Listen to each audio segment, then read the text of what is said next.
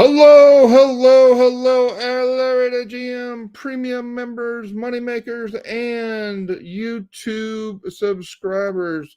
Welcome to the premium Astros series guide video. We will go over the Astros versus the Minnesota Twins, July 5th through July 7th. Let's take a look at these two teams. Interesting matchup. These are two teams. The Astros have come from the dark side, and they are charging up the standings in second place in the American League West, 2 games behind the Seattle Mariners. And the Twins are likewise in second place in the American League Central.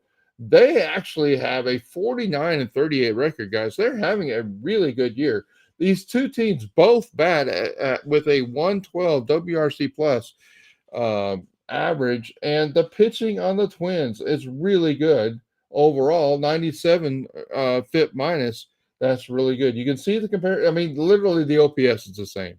These two teams, the batting is really even out. All right, where are they in the playoff standings? Well, right now the Twins have the 5 seed. If the season ended today, they would have the 5 seed. If the season ended today, which it doesn't, the Astros would be out of the postseason. They'd be number 8, but they are charging, and the Seattle Mariners know that they're coming for them. So we have belief that the Astros have a 59.4% chance of making the postseason. The Minnesota Twins currently are 80%, 80.2, according to Fangraphs earlier today. So looking good for both these teams. They're on the rise. What about our Astros? July 5th situation with the Astros. We told you 45 and 42, 2 games back. The 8th best WRC plus hitting since June 1st. That's a 119 WRC plus. That's still 8th. So the offense is, as the summer's gotten hotter, the offenses in Major League Baseball have gotten hotter. They are a 774 OPS team, which is 7th best since June 1st. The pitching is the story here, guys. The Astros 106 FIP minus. That is not good. That's worse than average, 6% worse than average. Since June 1st, that FIP minus. Okay, now remember FIP.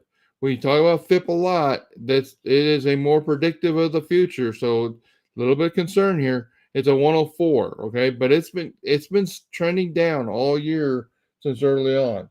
The ERA for the Astros full season is right at 4. Now, that is down a lot from where it's been. That's currently 16th in the league. Very close to average.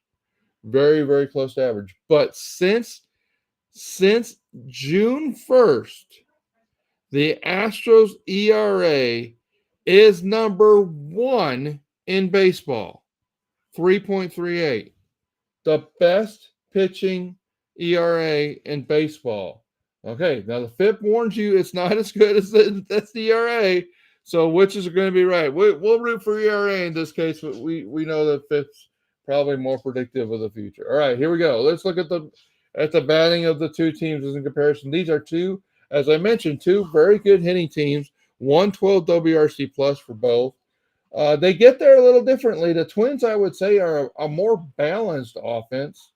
They are suffering from a couple key injuries right now. I don't have that on the chart. Sorry about that. But a couple key injuries. They got a couple key players out. Of course, we've got a couple key players out too. The Kyle Tucker and Victor Caratini. And yet, since June 1st, they've been doing all right offensively. So, and that's because Jordan Alvarez is being Jordan Alvarez again, and he's really, really hot. You see how the relative players are doing. You see that where their projections have been, and then where their actual performance has been so far in 2024. All right, let's talk about the Astros with runners in scoring position. This is something we were tracking early because it was absolutely horrible. And right now, guys, they're hitting since June 1st. We're gonna keep that marker there. 133 WRC plus with runners in scoring position. 129 with runners on. 110 with the bases empty. The whole dynamic switched.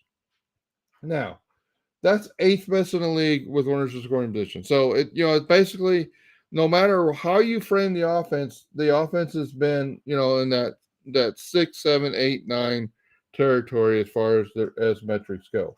Pitching staff. Now I told you the pitching of the Twins has been better than the Astros. And you can see really where the difference here is a lot is if you look at the FIP for what's interesting down here. Let's look at the starter and relievers table.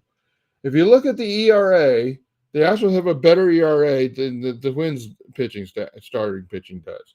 But the FIP is flips from that. The Twins FIP is almost half a run or 0.4 runs better than the Astros.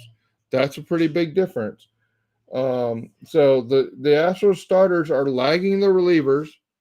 The relievers, these two bullpens are 10th and 11th in baseball as far as the ERA goes. Very even. Again, but if you start looking at the FIP, the Astros, the Twins bullpen, basically the FIP is even with their ERA, and it's a significantly better bullpen than the Astros. All right, so you can see where the strengths and weaknesses are. Hader and Presley are the strength of the Astros bullpen. Abreu has a good ERA, not such a great FIP.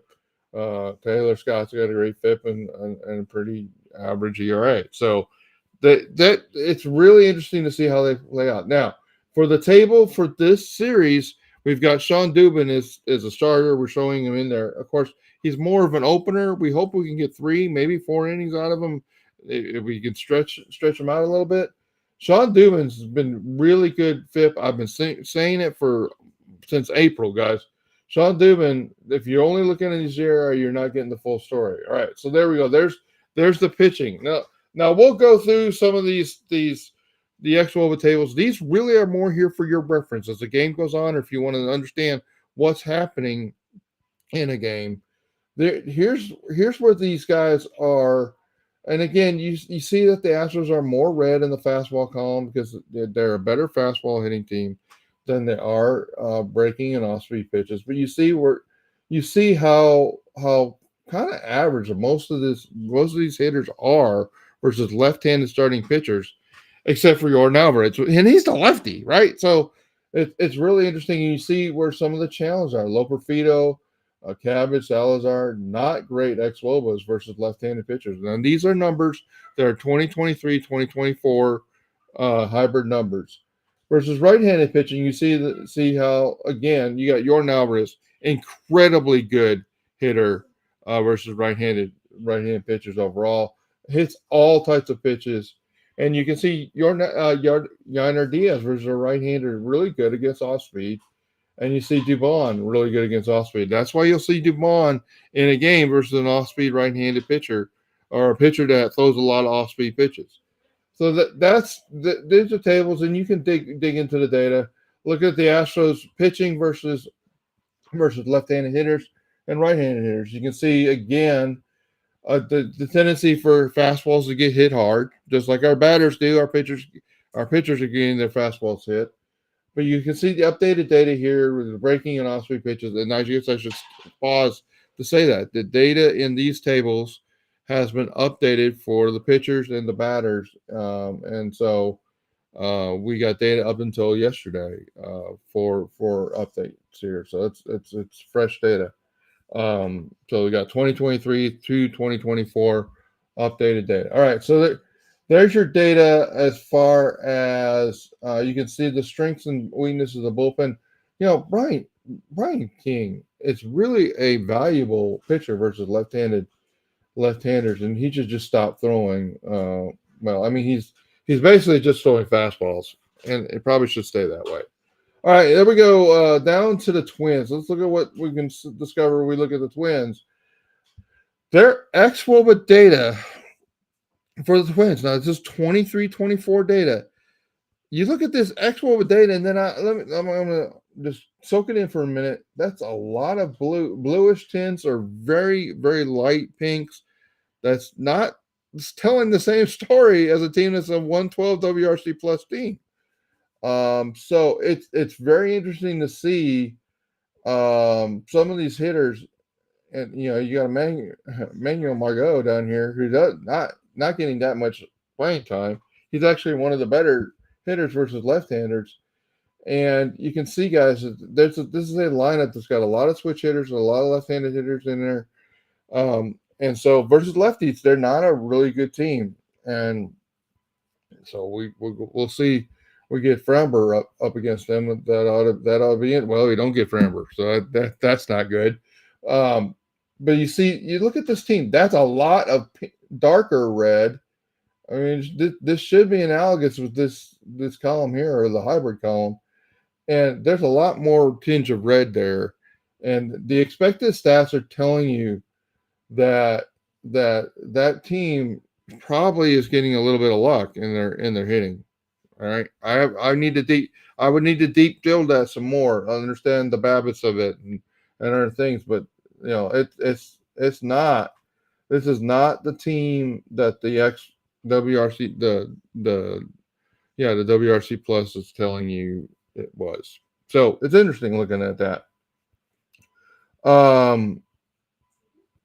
You can see that they're a good fastball hitting team. You can see that Carlos Correa versus lefties, and then it's really Max Kepler and Trevor Larnach versus righties, and that may be a little clue who's on the moneymaker list for tonight. For those that aren't moneymakers and haven't watched that video, let's look at the opponent pitching. Let's look at that. The Twins are going with a 4-man pitching staff right now. They had the starter that started, I guess, a day or two ago. He got sent down, and so they're going with a 9-man bullpen. I assume after the series, they'll bring in another starter. But you can see this is a really good. Oddly enough, it's a really good looking bullpen versus lefties, and not so good versus righties. So we shall see how that plays out. All right, guys. Well, there's your tape. There's your matchup tables. Your series preview. If you have any questions, I see a couple people in the room. If you have any questions, let me know. Otherwise, hey, while you're here and checking out the video, please subscribe to the channel. Please like the video. Help us build the Larry to GMX Larry the GM YouTube account. Thank you, guys, and have a good day. Let's go Astros. Let's win this series and make up some more ground on